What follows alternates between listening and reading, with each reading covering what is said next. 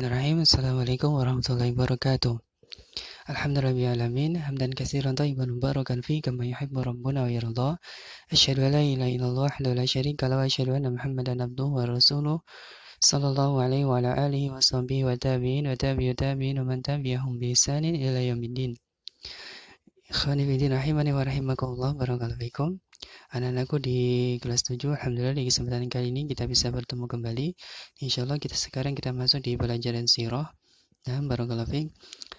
Sebelumnya biasanya pelajaran sirah adalah bersama dengan Ustaz Zainal Abidin.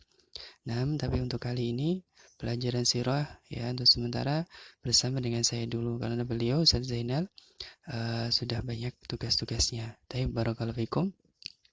Pada pelajaran sirah ini ya, alhamdulillah kemarin sudah kalian mempelajari tentang masa Rasulullah SAW ketika dari lahir ya sampai dengan beliau menikah dengan istri beliau yaitu Khadijah bintu Khuwailid. Nah, insyaallah kalian sudah mempelajari bersama. Tapi bagaimana sejarah atau sirah Nabi Muhammad SAW sebagai manusia yang terbaik dari beliau lahir ya sampai dengan pernikahan beliau. Nah, barakallahu fikum. Sekarang kita akan melanjutkan ya pada masa-masa sebelum beliau diutus menjadi Rasul ya, tepatnya pada usia beliau yang ketika itu adalah 35 tahun, yaitu pada peristiwa Hajar Aswad. Nah, barakallahu fikum.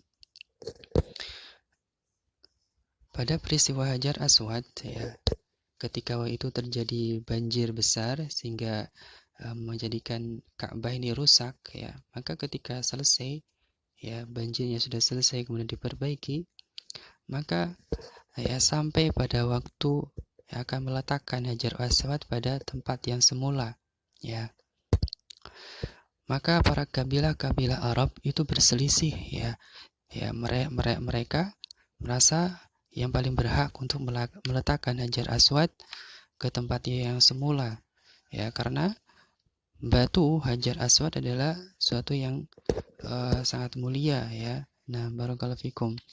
Mereka merasa yang paling berhak, maka terjadi perselisihan ya.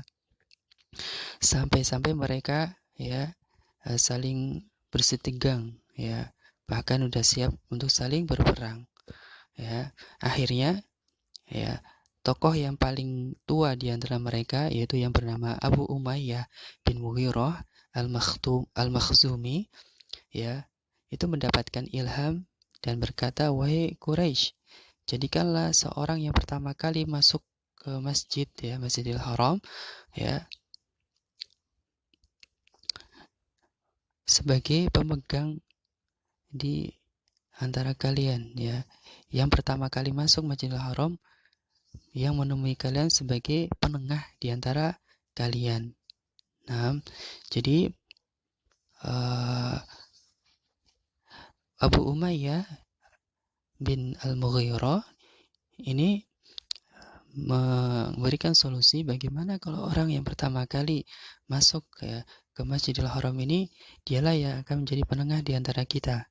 Maka mereka pun menyetujui ya tawaran itu ya, dan menunggu siapa gerangan ya orang yang pertama kali masuk ke masjid.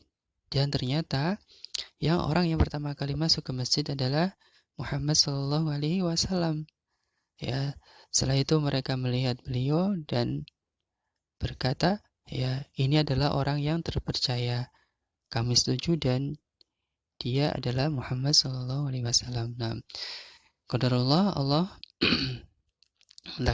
mentakdirkan bahwasanya Nabi Muhammad SAW adalah orang yang pertama kali masuk ke Masjidil Haram, sehingga beliau menjadi penengah di antara kabilah-kabilah Arab tadi yang berselisih ya, yang akan mengangkat batu Hajar Aswad ini ke tempatnya. Maka Rasulullah SAW ketika diberitahu ya tentang kejadian itu ya, maka Muhammad yang waktu itu masih ya belum diangkat menjadi Rasul ya, membentangkan kain ya, lalu mengambil Hajar Aswad dan meletakkan di atas kain tersebut. Kemudian dia berkata kepada pemimpin kabilah, hendaklah setiap pemimpin kabilah memegang setiap ujung kain dan mengangkat Hajar Aswad ini ke tempatnya.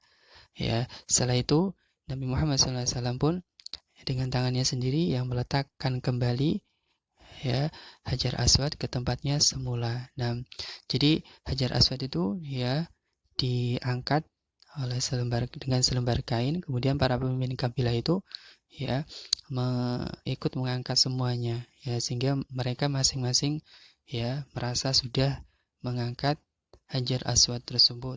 Nah, barakallahu fikum. Jadi Hajar Aswad ya, kenapa ini mulia? Karena Hajar Aswad ini adalah batu yang sebenarnya datang dari surga, yang dulu asalnya itu warnanya putih. Nah, tetapi karena dosa-dosa manusia, akhirnya batu tersebut menjadi hitam warnanya.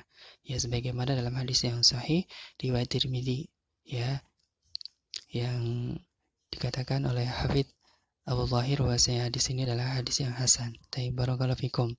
Nah, ini peristiwa Hajar Aswad bagi ya yang menggambarkan di sini adalah bahwasanya faedah dari kisah Hajar Aswad yang pertama adalah penerimaan suku Quraisy terhadap keputusan Nabi Muhammad SAW. Ya, ini sebagai bukti bahwasanya kecintaan manusia kepada beliau, ya, karena akhlaknya yang baik.